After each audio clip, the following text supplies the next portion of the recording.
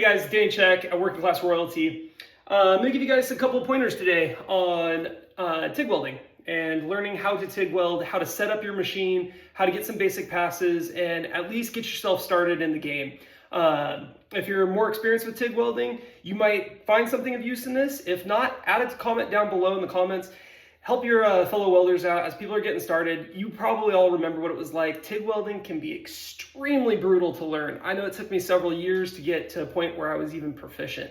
And that was with me welding almost every day.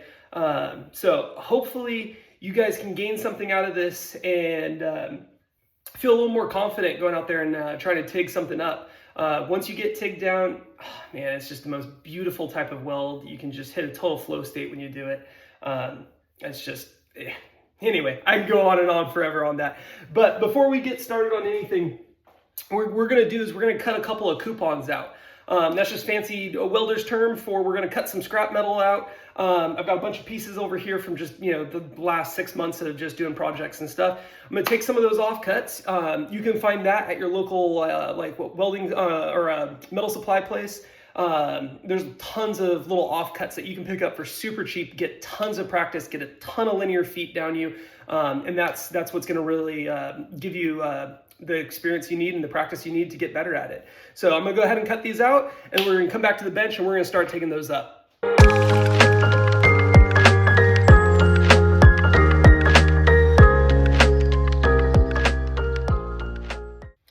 All right, now that we've got these pieces all sawed up, this is just some 16 gauge rectangular tubing I had laying around. I'm also probably going to be using a couple of these little gussets to teach a couple different kind of passes that we have. Important thing is we're going to go ahead and remove any of these burrs along the edges. Not only is that better for safety, don't want to get cut on some of this stuff. These little burrs can mess your day up. But besides that, it also will help us make a cleaner joint, cleaner fit up, all that. As you get into TIG welding, the thing you're going to need to remember most of all during the setup process is fit up means everything. If you don't have good fit up, it doesn't matter how good of a welder you are, you're going to screw up that weld. So fit up, fit up, fit up.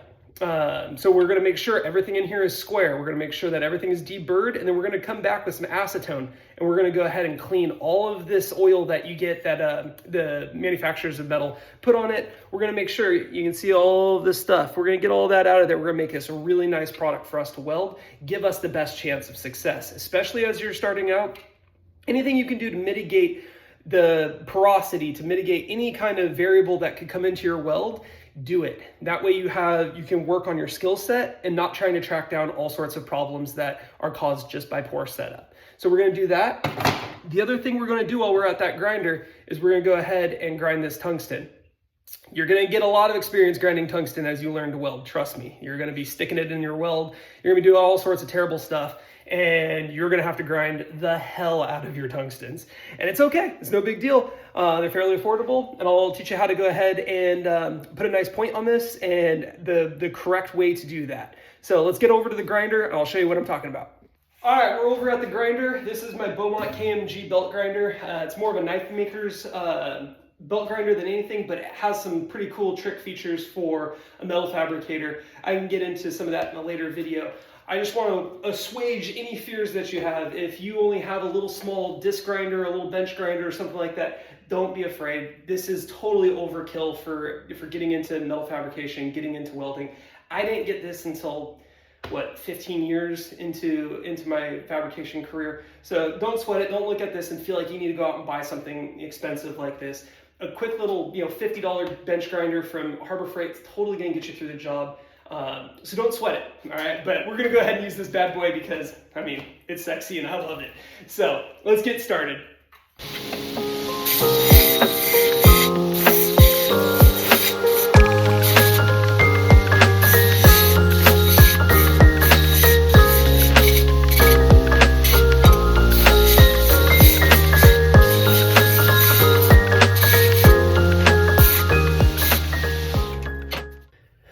All right, so let's discuss the different types of tungstens and choosing them.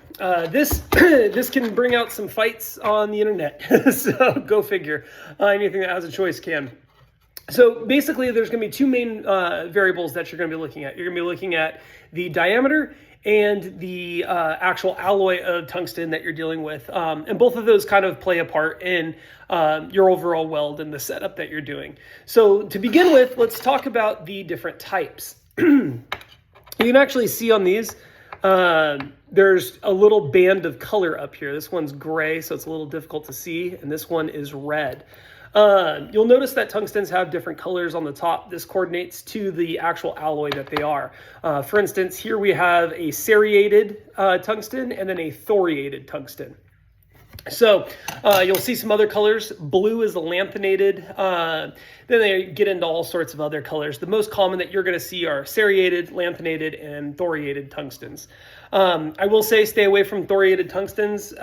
As time has gone on, more information has come out. Obviously, having a radioactive element inside there can cause some problems for you down the road, especially when you're grinding it and getting it red hot. So just be careful with thoriated tungstens. They're not going to kill you overnight or anything like that. So if you do end up using them, don't sweat it too much. But I would highly recommend going with a serrated or a lanthanated tungsten.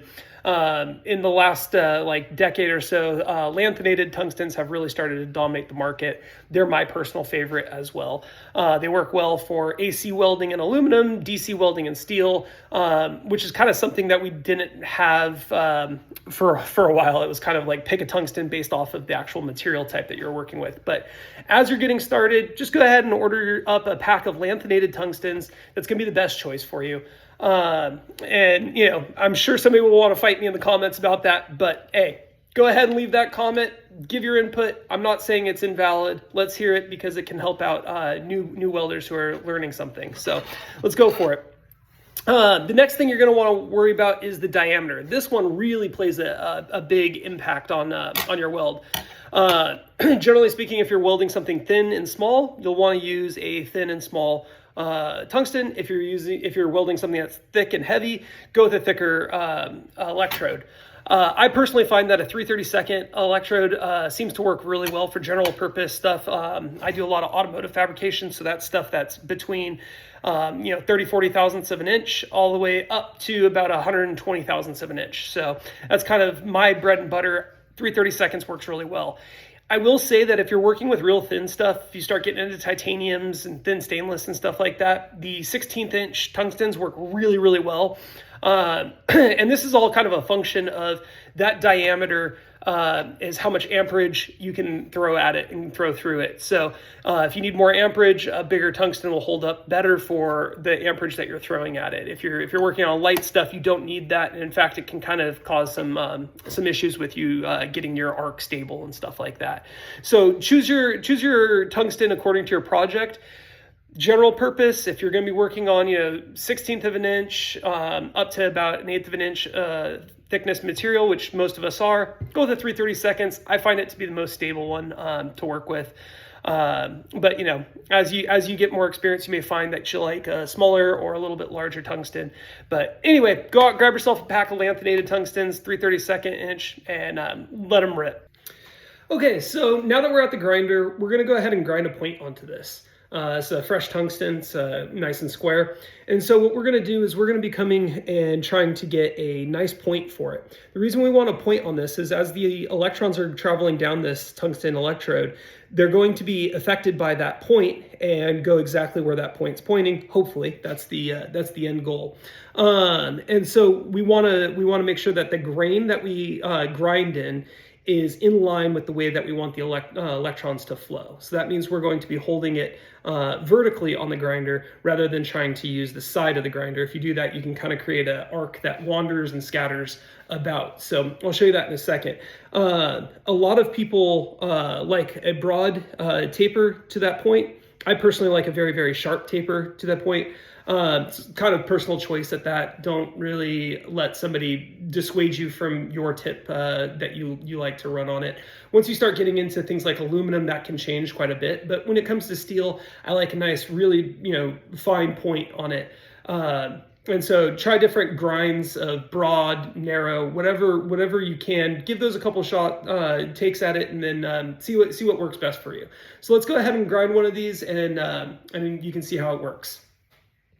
Okay, as we go to grind these, again, we're going to want to go in line with the tungsten. We don't want to be coming at it on the side. That's going to put the wrong kind of grain into that grind. So we want to go in line, and then we're just going to roll this in our fingers back and forth. These tungstens will heat up very quickly. Tungsten likes to absorb heat very quickly and shed heat very quickly. This also means that it gains electrons very quickly and sheds electrons really quickly, which is one of the patterns you'll start to see throughout welding of different types of metals and their alloys. But anyway, we're going to be grinding this, and like I said, just in a nice circular back and forth fashion. We don't want to get a flat on it. We just want to go ahead and grind that until it comes to a point. So let's get going with it.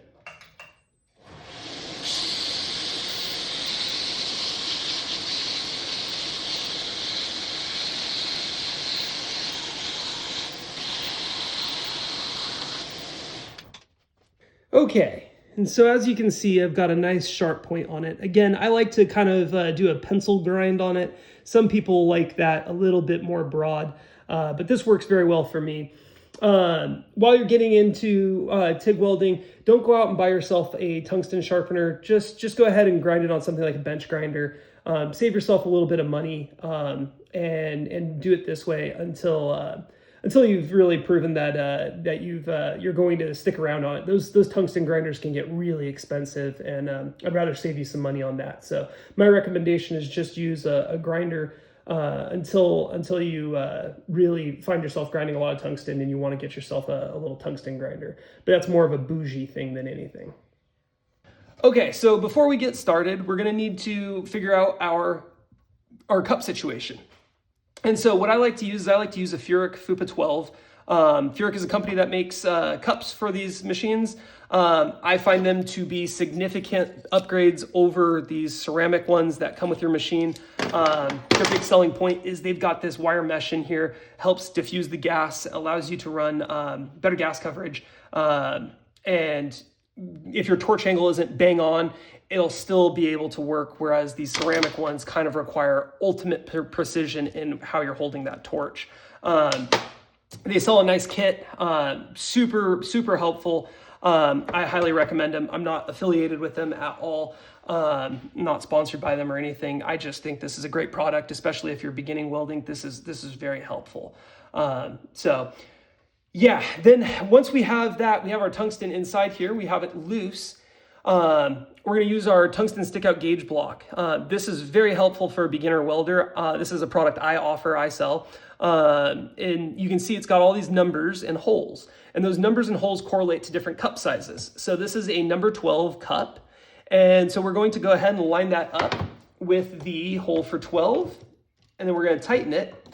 And boom, we've got bang on tungsten stick out. Every single time we can repeat that same thing. And so this is really nice for a beginner, because when you're beginning, if you don't have something like this gauge block, you're not real sure how much stick out you're supposed to have. Too little, too much. And so what can end up happening is you can end up shortening your path because you end up running into stuff because you put too little stick out, or you can end up with too much stick out and you end up with porosity and all sorts of issues. And when you get that porosity, it's kind of hard to tell sometimes whether your gas flow is too low, whether you have a draft in your shop that's blowing your gas shield away, whether your material's dirty, whether your tungsten's contaminated. And so by having this gauge block, you're going to be able to effectively eliminate one of those variables, which is your stick out gauge. And so I find this to be extremely helpful for setting up new welders and teaching new welders how to TIG weld. The other thing is, as you grow as a welder, this can provide a nice, consistent, even starting point. And so what that means is you consistently have the same stick out. You're going to have the consistent and same results over and over and over again, assuming that you weld in the same path. So this can help for repeatability if you get into a production environment as well. But for what we're doing right now, this is phenomenal for getting you started and making sure that you have a stick out gauge that's correct. So let's go ahead and use that once again because I loosened that up. So we go right over to the 12, tighten it down, boom, we're back in business. Okay, so up next, what we have is we're going to strip the oil off of all of our coupons that we cut out earlier and get these all prepped for welding. I always recommend acetone. It's probably the best solvent to have around your shop. I use this crap all the time. Get the big jug. If you got a wife or a girlfriend, she's going to thank you for it also. Same thing they use for nail polish remover, which is a good thing to keep in mind. If you get yourself in a jam, you can always go raid the nail polish remover for the woman in your life and use it to help get through the job that you have on hand. But anyway, get this stuff at Home Depot. It's like $25 a gallon or something like that. And a big jug like this will last you quite a while. So we're gonna go ahead and take the cap off of this. The way that I like to do it is I like to fold it up a couple times and then cover it. And we don't need a whole lot. We only need just a little wetting of this. And then we can come through and we can start scrubbing off all of the gunk and oil that's coating these from the manufacturer. And that oil can cause contamination and porosity in your welds, which means either a bad weld that just literally won't go together or a weld that is extremely weak compared to what it should be. So once we've got it stripped, it's nice and smooth. And then the other thing is you can see how much came off of it. I mean, that's all bad for welding. So we've got that taken care of. We're gonna go ahead and do these other two next and get ourselves back in the weld. One of the things to remember is once you're done with this, get rid of this rag, get it far away from your workstation.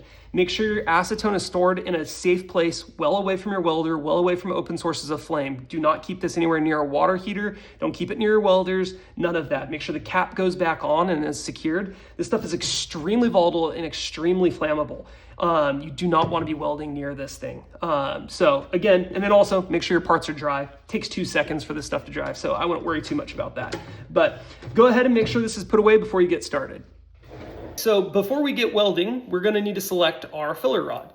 And you're going to have a huge amount of these things as options for you. There's going to be different alloys, different thicknesses, different brands, all that kind of stuff. And so let's kind of cut through some of that and get you in a nice, safe place as you're learning, where there's not too many variables or too much confusion going on for you. So the first thing that we're going to talk about is the alloy of the actual filler rod. Today's project, we're doing just a mild steel, which is common general purpose steel.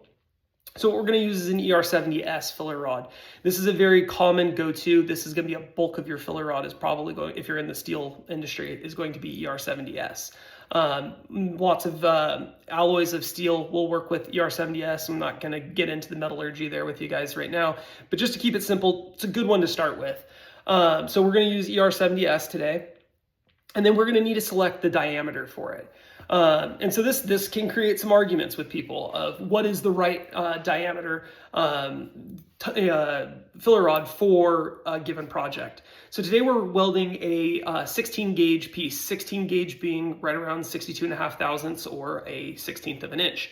And so the go-to that most people recommend is a 16th inch filler rod. And I tend to agree with that. I personally find that I sometimes struggle with the smaller filler rods. I can't necessarily feed the rod very consistently. And then the other portion of it is I kind of sometimes struggle with heat control even to this day. We're all learning and growing as welders all the time, and I'm no different. And so I actually kind of bump up sometimes to the 3/32 filler rod, and I have better grip on that filler rod, and it's not so much larger that I can't melt it. And so that kind of gets into how we select that filler rod. Is you don't want to run a filler rod that's so big that the heat that you're putting into it just completely blows out the heat affected zone, or just blows out the actual material itself. And you don't want to use a filler rod that's too small where you're just having to move ultra fast with it.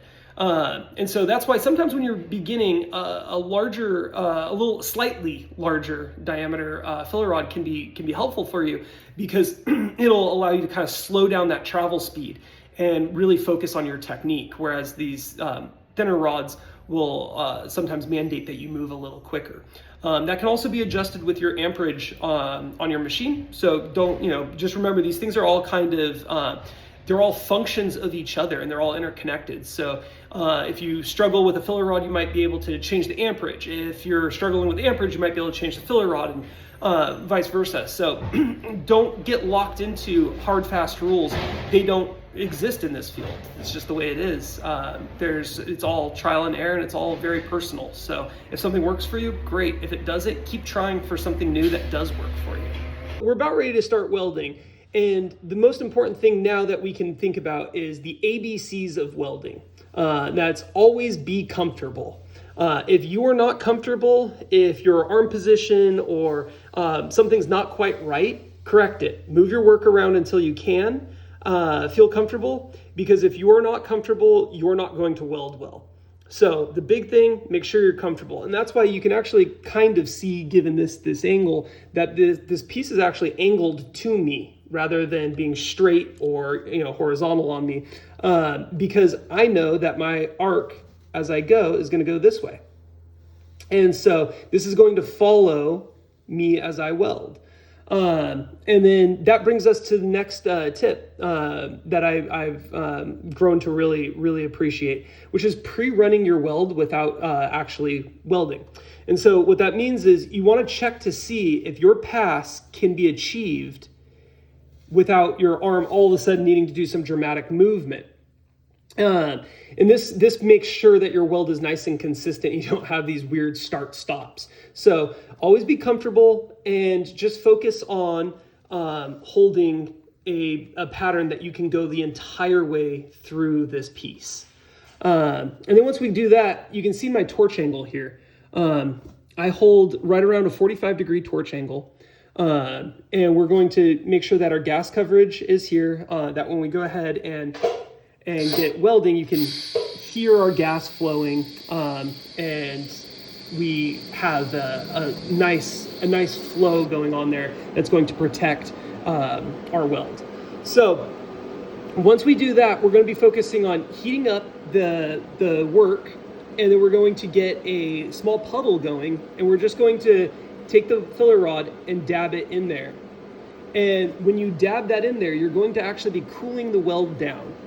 And so you may need to kind of rock the pedal back and forth, hot and cold, so that you can kind of negotiate melting the filler rod into that puddle. But the better way to think about it is not necessarily melting the filler rod into the puddle. That's more like soldering. What you want to look at is you want to get a puddle going, and you're actually melting the filler rod onto the work, because we're trying to fuse the pieces together. We're not trying to glue them together. And so in doing so, we want puddle, and then we inject the filler rod, and we get that puddle to grow larger and encompass both pieces of our work.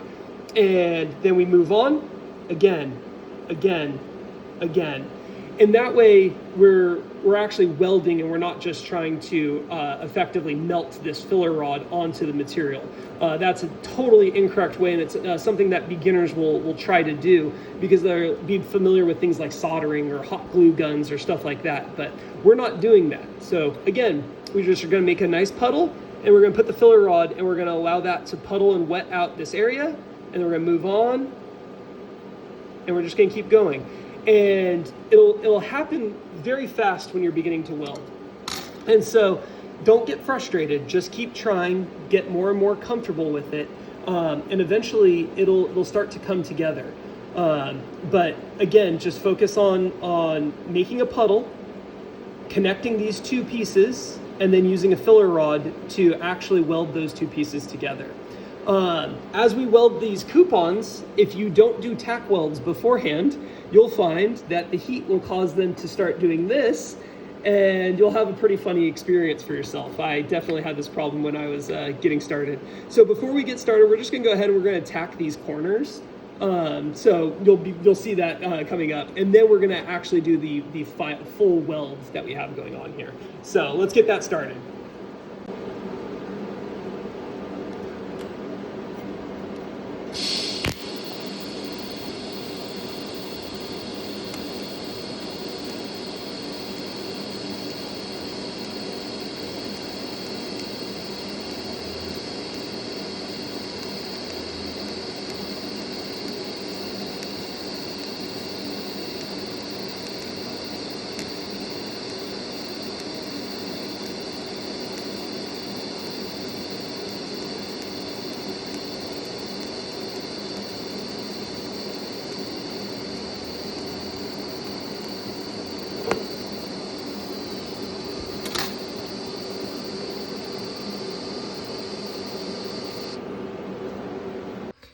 right, so let's do a quick little after action report on this weld and kind of see what we can glean from it.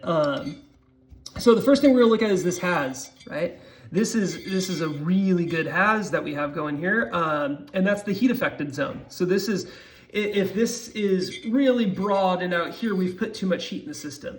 If it flares, that's too much heat as we've gone, that's too slow travel speed, or just flat too much heat in the system. So what you want is you want these nice consistent hases on your work. This is the most brittle portion, or the most failure prone portion of a weld. It's actually not the weld itself. You'll always see a weld fail inside the has or right at the has.